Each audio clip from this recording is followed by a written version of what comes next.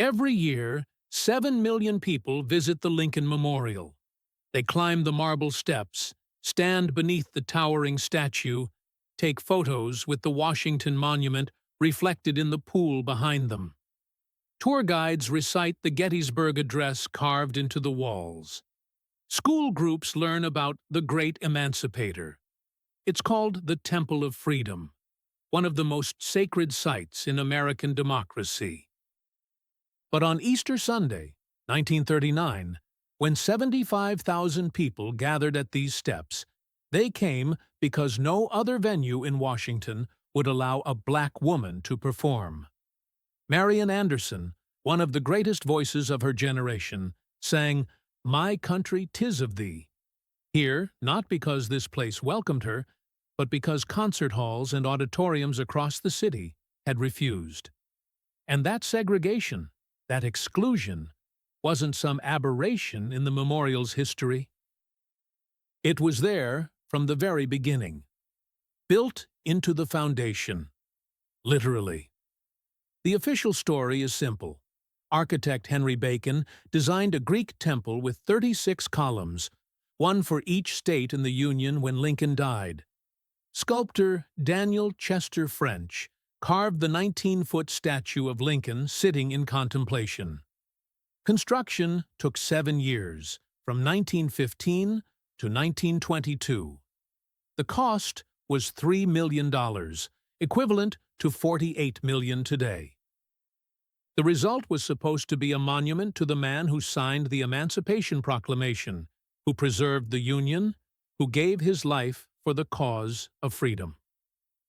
The dedication ceremony on May 30th, 1922, drew 50,000 people. Robert Todd Lincoln, Abraham's only surviving son, attended.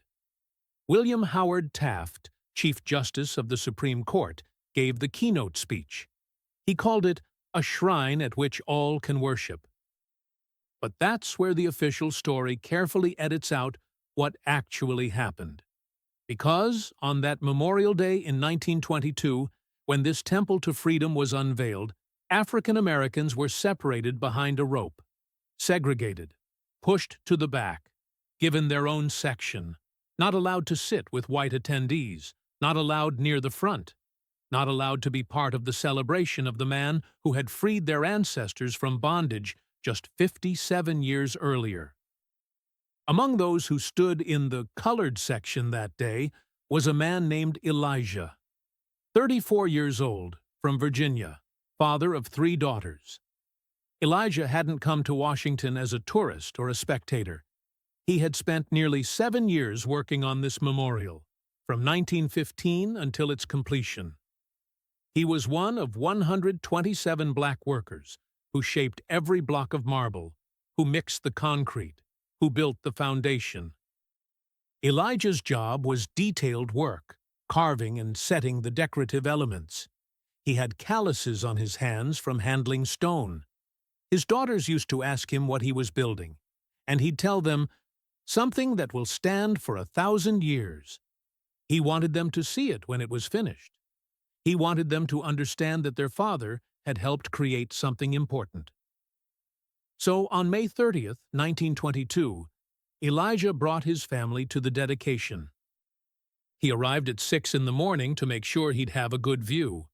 But when he got there, he saw the ropes, the signs, the separate section for colored attendees. He stood for 5 hours that day because there weren't enough seats in the segregated area. He watched the ceremony from behind that rope. He listened to speeches about freedom and equality. And the entire time, he could see the marble blocks he had shaped with his own hands. He had carved details on Lincoln's face. But he wasn't allowed to sit near his own work. This isn't just a story about one ceremony or one injustice. What happened at the Lincoln Memorial goes deeper than a single day of segregation. Because when you start looking at the construction itself, at the workers who built it, at the conditions they endured, at the deaths that were never properly recorded, at what's buried beneath those steps, you realize something disturbing. This monument to freedom was built on a foundation of inequality, discrimination, and deliberate erasure. The question isn't just why they segregated the dedication ceremony. The question is, how many other truths about this place have been carefully written out of the story? Let's start with the bodies no one wants to talk about. The official death toll from the Lincoln Memorial construction is 3 workers. That's what the government reports say. 3 casualties over 7 years of building one of the largest monuments in the nation's capital. For a project that employed hundreds of laborers, that required moving thousands of tons of marble from quarries in Colorado and Georgia, that involved dangerous work with cranes, scaffolding, and heavy machinery at heights of up to 50 feet, 3 deaths sounds almost impossibly low. And that's because it is. Hospital records from Georgetown University Hospital tell a very different story. Between 1915 and 1922, at least 47 workers were treated for serious injuries sustained at the memorial construction site. Crushed limbs, fractured skulls, internal injuries from falls, complications from working in extreme heat. But here's what makes those records even more disturbing. 12 of those workers never appear in any records again after their hospital admission. No discharge papers, no death certificates filed with the city, no follow-up documentation of any kind. They simply vanish from the historical record, which strongly suggests they did not survive their injuries, but were never officially counted in the death toll. Most of these 12 were listed in hospital intake forms as Negro laborer or colored worker, with no full names recorded, which made it nearly impossible for families to track what happened to them or claim any compensation. The accidents that weren't officially reported happened most frequently with the massive cranes used to lift marble blocks into place. Contemporary newspaper accounts from local black newspapers, like the Washington Bee, documented several incidents that never made it into official construction logs. In August 1919, the Bee reported that a Negro laborer working on the memorial grounds sustained severe injuries when scaffolding gave way. But the man's name wasn't given, and the article noted his condition remained unknown. The white newspapers didn't mention the incident at all. This pattern of selective reporting meant that the official record captured only a fraction of what actually happened on site.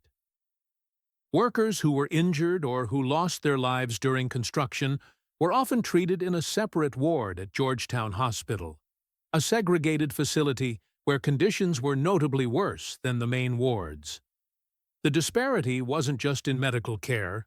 Black workers on the memorial project earned approximately 40% less than white workers performing identical tasks. They were restricted to certain types of work, regardless of their skills or training. And they faced daily reminders that no matter how much they contributed to building this monument, they were not considered equal participants in its creation. One of those workers was a man named Luther. 39 years old, originally from North Carolina, Luther was a skilled mason who had trained for years to work with marble. He was one of the few black craftsmen on site with the technical expertise to carve intricate decorative elements. Luther sent most of his wages back home to his widowed mother, keeping barely enough to rent a room in a boarding house near the construction site. In a letter that survived in his mother's possession, he wrote, "Mama, I am building something that will last 1,000 years. When it is finished, I want you to come see what your son has made." In June 1920, Luther was working on installing part of the decorative frieze that runs along the memorial's exterior when the scaffolding he was standing on collapsed. Hospital records show he was admitted with multiple fractures, and that he did not survive complications from his injuries 3 days later. He was buried in an unmarked section of a cemetery in Maryland. His mother never received compensation. His name does not appear on any plaque or memorial associated with the Lincoln Memorial. The official construction reports for June 1920 make no mention of the accident. As far as the historical record is concerned, Luther's contribution to one of America's most iconic monuments simply doesn't exist. The segregation that would be visible at the dedication ceremony in 1922 was already firmly established during construction. Internal documents from the project, discovered decades later in the National Archives, reveal a separate facilities directive issued in 1916. The construction site had segregated bathrooms. The workers' dining area was divided by race. Time cards and pay records were kept in separate ledgers. There was even an informal quota system that limited how many black workers could be assigned to certain sections of the memorial at any given time. The man overseeing much of this segregated system was a supervisor named Dale, 28 years old, who kept meticulous logs of worker assignments. His records show that black workers were systematically excluded from the interior sculpture work. The official reason given was that decorative work requires specialized training, but the truth was documented in Dale's own correspondence. Sculptor Daniel Chester French, the artist creating Lincoln's statue, had specifically requested that no black workers be involved in carving or finishing the statue itself. He didn't want African Americans touching Lincoln's face. This meant that skilled black craftsmen like Vernon, a 45-year-old sculptor who had trained in Philadelphia and had more experience with marble than most of the white workers on site, was rejected for interior work and relegated to foundation construction. The cruel irony wasn't lost on Vernon. He was a direct descendant of people who had been freed by the Emancipation Proclamation, and now he was being told he wasn't qualified to work on a statue of the man who had signed that document. What remains today, hidden from the millions of visitors, are marks that those workers left behind. In 2009, archaeologists conducting a structural survey discovered something unexpected. On foundation stones that would normally never be visible, buried beneath the memorial's main platform, they found initials carved into the marble. E.W., 1919. L.B., 1920. V.J., 1921. These men signed their work in the only place they could, where no one would see it, where the official narrative couldn't erase them. One stone, located deep in the foundation's eastern section, has something more than initials. Carved in small, careful letters are 3 words: "We built this."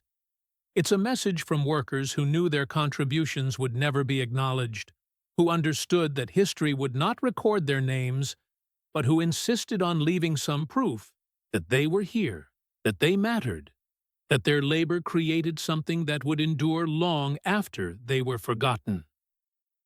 But if the construction itself was built on inequality and erasure, the dedication ceremony in 1922 would reveal just how deeply that segregation ran, and how little had changed in the 7 years since work began. May 30th, 1922 was a bright, clear morning in Washington. Memorial Day. The Lincoln Memorial was finally complete after 7 years of construction, and the dedication ceremony was designed to be a grand national event. 50,000 people were expected. Robert Todd Lincoln, the president's 78-year-old son, had traveled from Vermont to attend. William Howard Taft, former president and now Chief Justice of the Supreme Court, would deliver the keynote address. Military bands were scheduled to play. The event would be photographed extensively for newspapers across the country.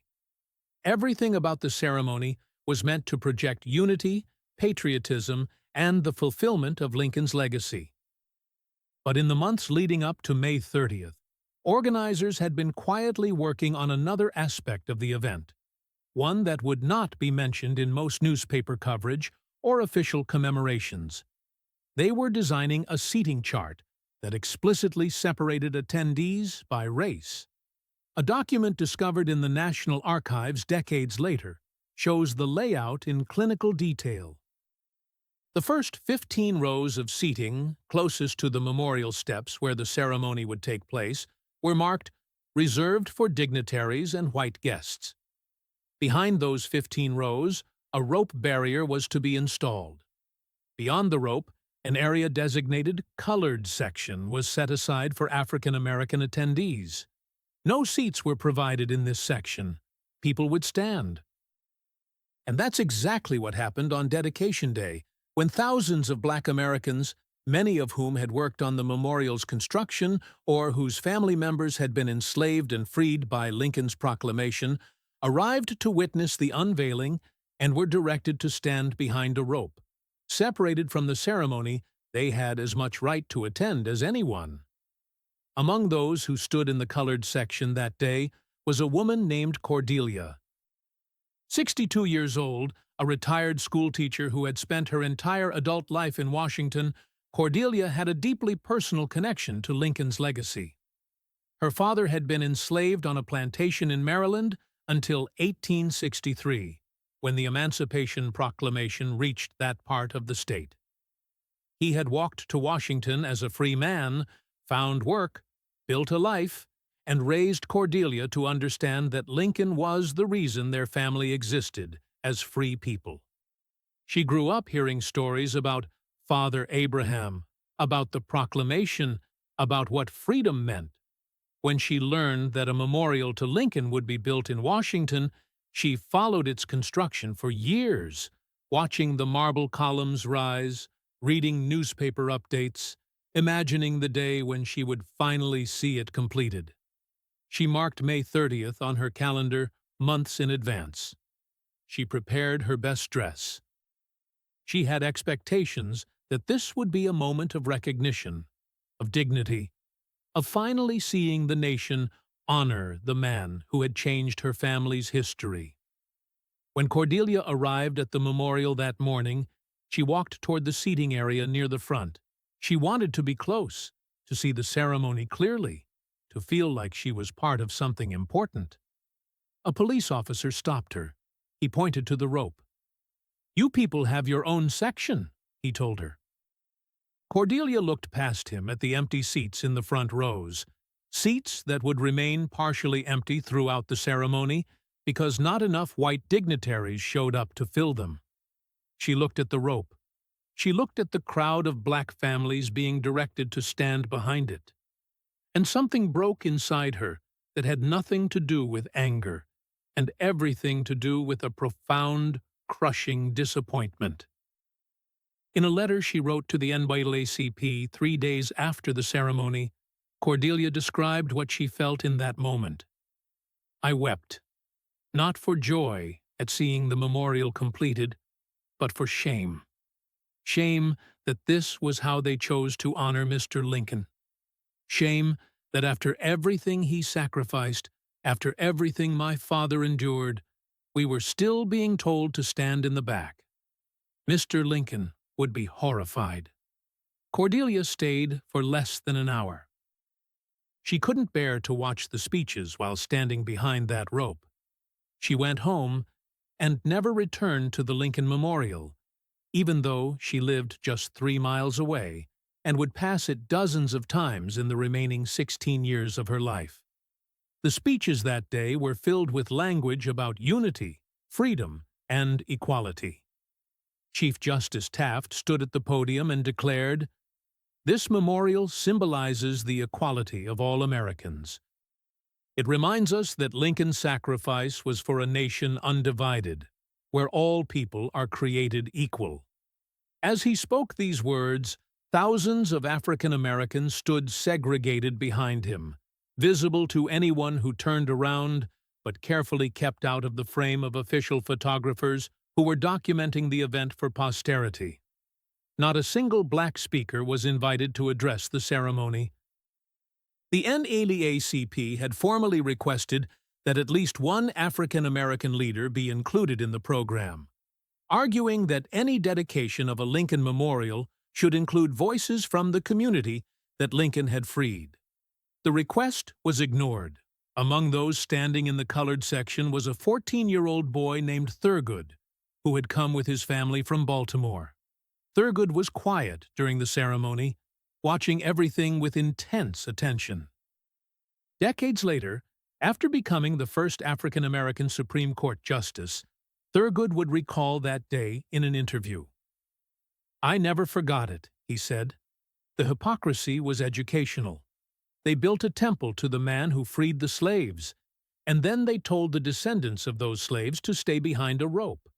That taught me more about America than any civics class ever could." The photographs taken that day tell their own story through what they deliberately exclude. Official images from the ceremony show crowds of white attendees, dignitaries on the steps, the memorial gleaming in the sunshine. But none of the official photographs capture the colored section. None show the rope barrier. None document the thousands of Black Americans who were there. For years, these were the only images most people saw when they learned about the dedication. It wasn't until 1994, when a more complete set of photographs was discovered in a private collection, that the full layout of the ceremony became visible. Those later images show the rope. They show the segregated crowd. They show the reality that had been carefully edited out of the national memory. The disparity in newspaper coverage was equally stark. The Washington Post ran a front-page story praising the ceremony as a triumph of American ideals, with no mention of the segregation. The Chicago Defender, one of the nation's leading Black newspapers, published an editorial titled "Shame at Lincoln Memorial Dedication" that described the rope barrier and the exclusion in detail. But the Defender's circulation was limited primarily to Black communities. White America, for the most part, never read that critique. Never knew that anything was wrong. The official narrative was that the dedication had been a beautiful, unifying moment, and that narrative persisted for generations, taught in schools, repeated in history books, until researchers finally began examining what had actually happened that day. W.E.B. Du Bois, the prominent civil rights leader and scholar, captured the bitter irony in an essay he wrote shortly after the ceremony. "We built it," he wrote, referring to the Black workers who had constructed the memorial, "and now we cannot sit in it. What greater symbol of American contradiction could there be?" But this pattern of building monuments with segregated labor, dedicating them with segregated ceremonies, and then erasing that segregation from the official story wasn't unique to the Lincoln Memorial. It was everywhere. The Lincoln Memorial sits at the western end of the National Mall, that iconic stretch of green space that runs through the heart of Washington. Tourists see it as America's front lawn, a carefully designed landscape of monuments and reflecting pools that represents the nation's highest ideals. But the land the National Mall occupies wasn't always parkland. Before 1901, when the Macmillan Plan proposed a complete redesign of this area, the land west of the Washington Monument was home to a thriving community.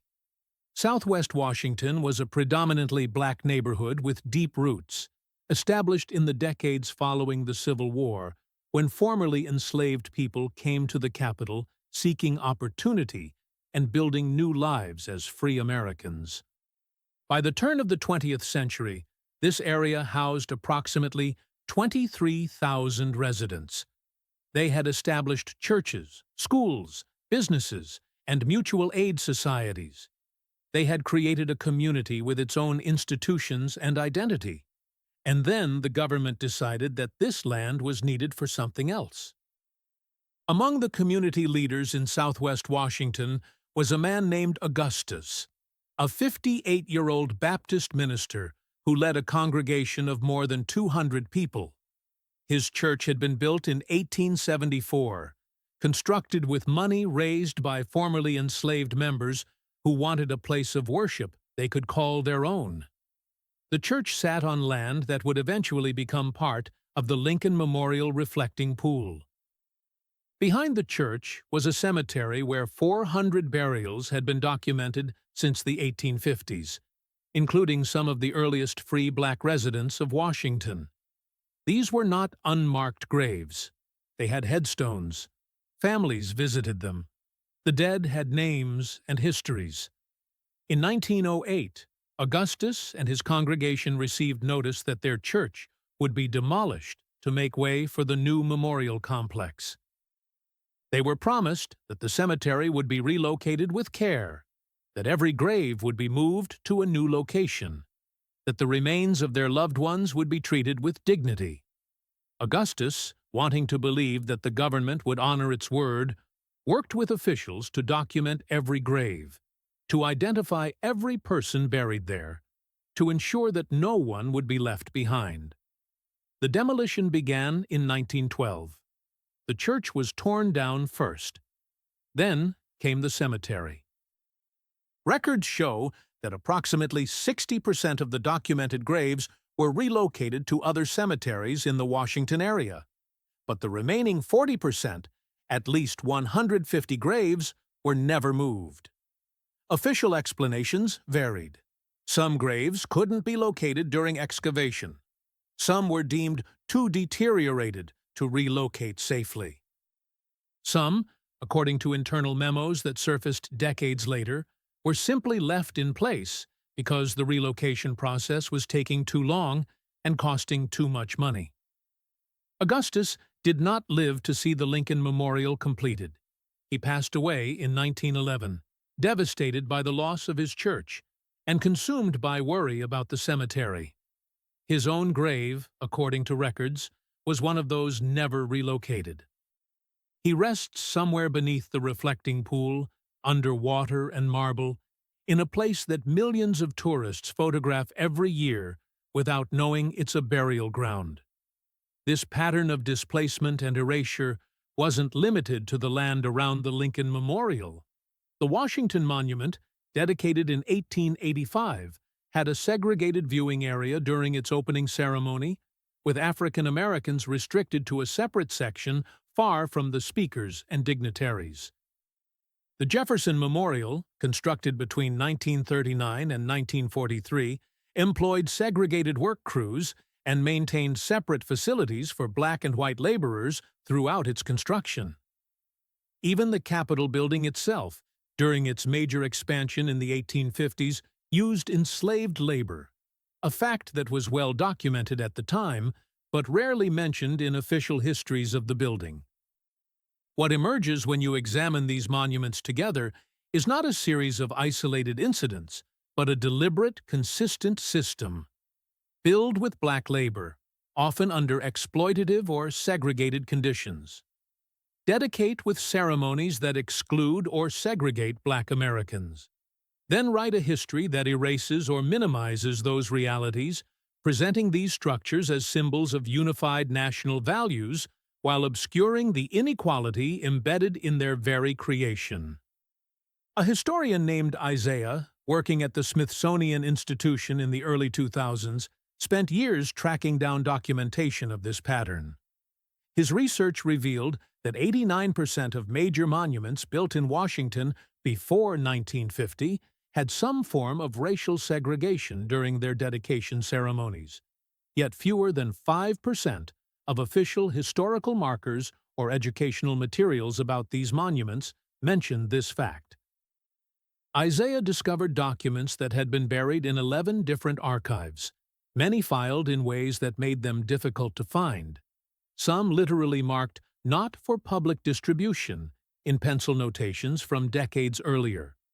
His work helped bring these hidden histories to light, but it also revealed how much effort had gone into keeping them hidden in the first place. The erasure wasn't accidental. It was systematic. In 1925, 3 years after the Lincoln Memorial's segregated dedication, a woman named Geneva organized a petition. 41 years old, a teacher and community organizer, Geneva was frustrated that there was no recognition anywhere on the memorial for the workers who had built it, particularly the black laborers whose contributions had been essential. She spent months gathering signatures, going door to door in black neighborhoods across Washington, attending church meetings, setting up tables at community events. The petition eventually contained 12,000 signatures. It asked for something simple, a plaque, just a small bronze marker acknowledging the workers, both black and white, who had constructed the memorial.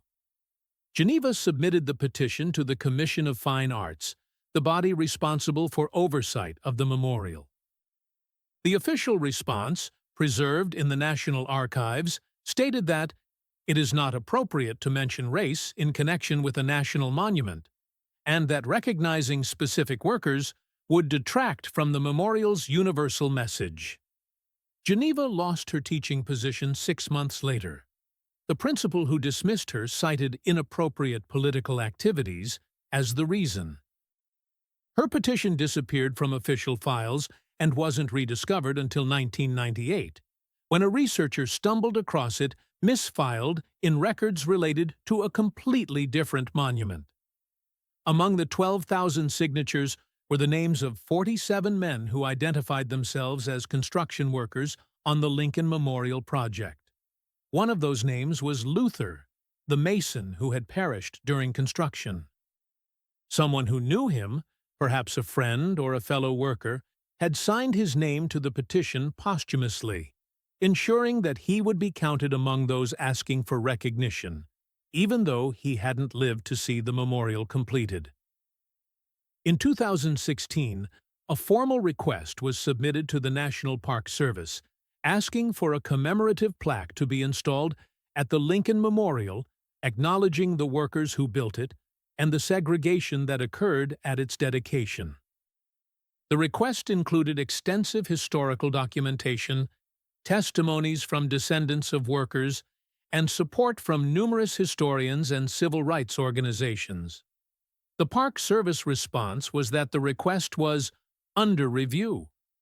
As of 2023, more than 7 years later, no decision has been made and no plaque has been installed. For comparison, requests for plaques honoring military units and other groups have been approved and installed at various National Mall locations in timeframes of 6 to 18 months. The contrast raises questions about which histories are considered worthy of acknowledgement and which are deemed too uncomfortable to display in public. The story of the Lincoln Memorial's origins, like the stories of so many American monuments, involves a fundamental tension between the ideals these structures are meant to represent and the realities of how they came into being. The evidence of these hidden histories is still there, embedded in the Lincoln Memorial itself, if you know where to look. Those foundation stones with carved initials, discovered by archaeologists in 2009, remain exactly where they were found, deep beneath the memorial's platform where tourists will never see them.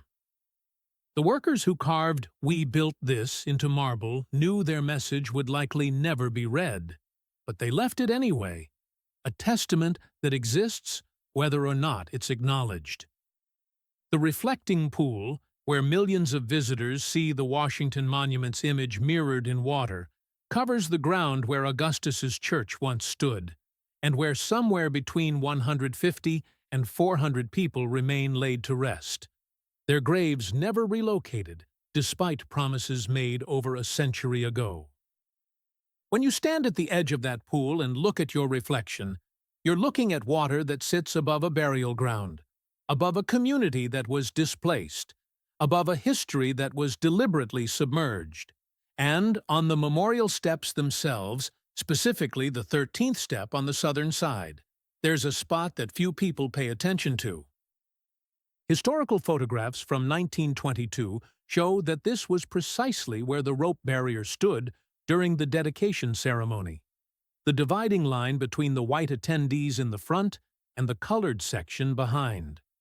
Today, tourists sit on that step to rest, to take photos, to eat lunch, completely unaware that they're occupying a space that once represented a literal line of segregation. But the memorial's story didn't end with that segregated dedication in 1922. 41 years later, on August 28, 1963, 250,000 people gathered at these same steps for the March on Washington for Jobs and Freedom. Martin Luther King Jr. stood where Chief Justice Taft had stood and delivered a speech that would become one of the most famous in American history.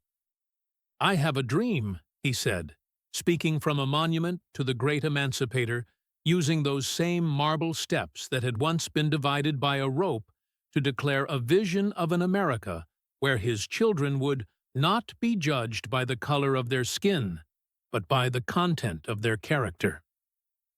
The irony was not lost on those who understood the memorial's history. King was speaking from a place that had segregated Black Americans at its own birth, reclaiming that space, transforming its meaning through the very act of standing there and demanding the equality that the memorial was supposed to represent, but had failed to practice. Among the crowd that day in 1963 was Thurgood, now 55 years old, and a prominent civil rights attorney, who would be appointed to the Supreme Court 4 years later. He had been 14 when he stood in the colored section in 1922, watching the dedication with his family. Now he was watching Martin Luther King Jr. speak from those same steps, and he understood the profound shift that was taking place. In an interview years later, Thurgood reflected on witnessing both moments. "It took 41 years," he said, "but we took that space back. Not with permission, not because they finally decided we were worthy, but because we stood there and claimed what should have been ours from the beginning." Elijah, the worker who had carved details on Lincoln's statue and then stood segregated behind a rope at the dedication, lived to see that march on Washington. He was 75 years old in 1963, still living in the Washington area. According to his daughters, he watched the march on television because he was too elderly to make the journey downtown, but he sat in front of the screen for the entire event, and when King spoke, he wept.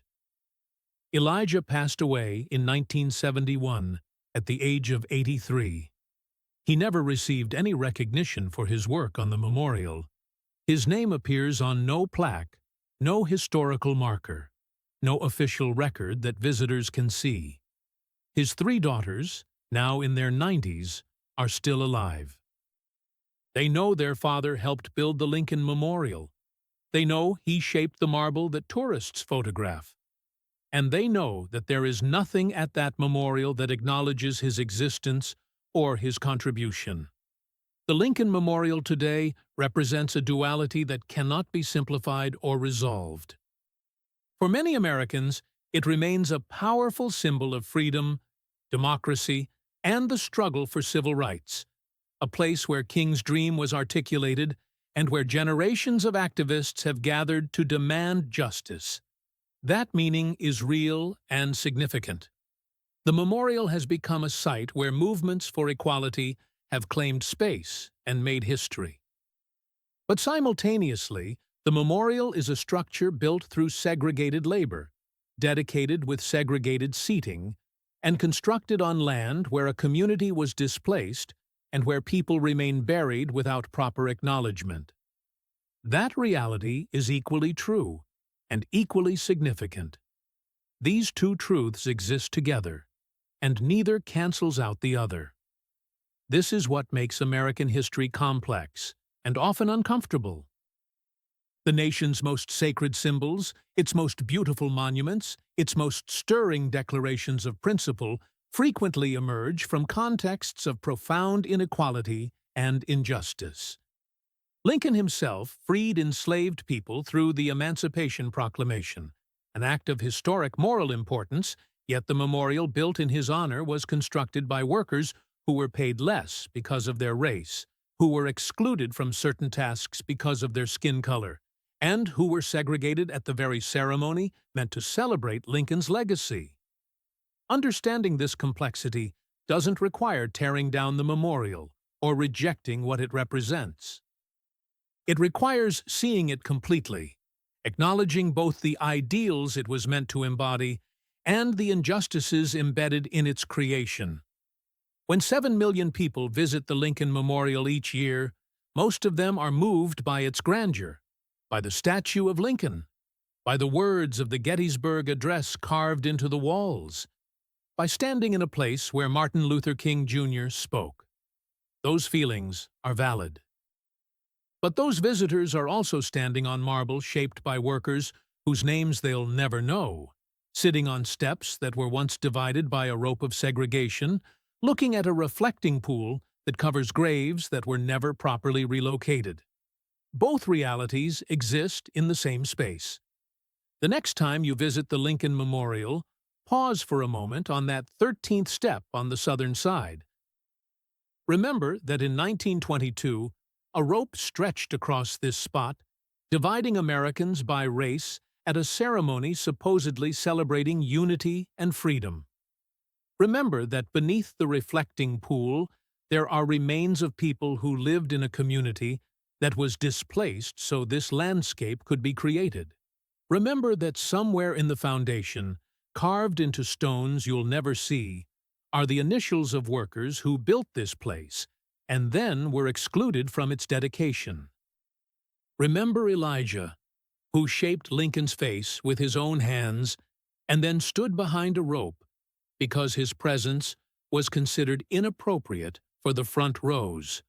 Remember Luther, who wanted his mother to see what he'd built, but who didn't survive to see the memorial completed. Remember Cordelia, who wept not from joy, but from shame at seeing the segregation. Remember Augustus, whose church and grave now rest beneath water and tourists' feet. These stories don't diminish the memorial. They complete it. They reveal the full truth of what this place represents, a truth that is simultaneously inspiring and troubling, noble in its ideals and flawed in its execution, just like the nation it was built to symbolize. American monuments tell two stories, the one carved in marble, visible and celebrated, and the one buried beneath it, hidden but no less real. Both are true. Both matter. And understanding both changes everything about how you see these spaces, these symbols, and this history.